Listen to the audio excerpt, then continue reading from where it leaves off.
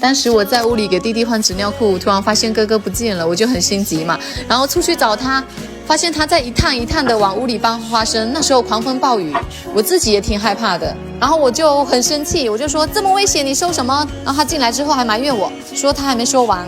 今年国庆就5周岁了，